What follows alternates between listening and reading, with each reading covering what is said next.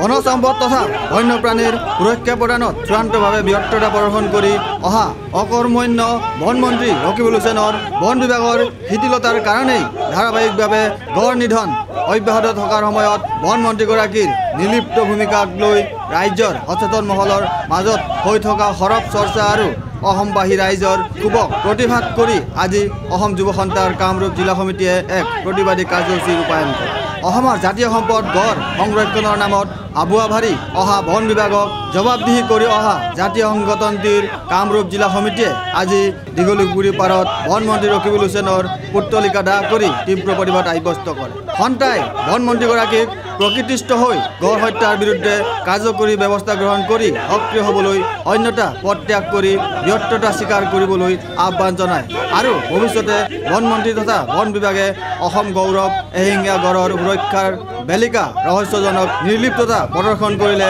প্ৰতিবাদী কাৰ্যসূচীসমূহ অধিক জংগী তথা তীব্ৰতাৰ কৰা হ'ব বুলি সকীয়াই দি কেন্দ্ৰীয় সাধাৰণ সম্পাদক বিশ্বজ্যোতি মহন্তই কয়। বন সম্পদ আৰু বন্যপ্ৰাণীক সুৰক্ষা দিব নোৱাৰা ৰকিবুল হুছেইনক আমি অসম যুৱ সন্থা একেমুখে ধিক্কাৰ দিছোঁ আৰু গৰিহণা দিছোঁ যে তেওঁ এতিয়াৰ পৰাই গড় ৰক্ষাৰ কামত তেওঁ নিয়োগ কৰক, তেওঁ কৰ্মচাৰীসকলক নিয়োগ কৰক আৰু তেওঁ নিষ্কৰ্ম কোনো দূৰদৰ্শী নাইকিয়া এগৰাকী মন্ত্ৰী তেওঁ পদত্যাগ কৰিব লাগে, অতি শীঘ্ৰে তেওঁ পদত্যাগ কৰিব লাগে, নহ'লে আমি ইয়াতকৈ অধিক জংগী আন্দোলন আমি গঢ় দিম আৰু তেওঁৰ বিৰুদ্ধে আমি প্ৰতিবাদী কাৰ্যসূচী ঘোষণা কৰিম আৰু তেওঁ বাসভৱন আমি ঘেৰাও কৰিম। ইয়াৰ পিছত আমি প্ৰতিবাদী কাৰ্যসূচী হিচাপে তেওঁ বাসভৱন আমি ঘেৰাও কৰিম আৰু আমাৰ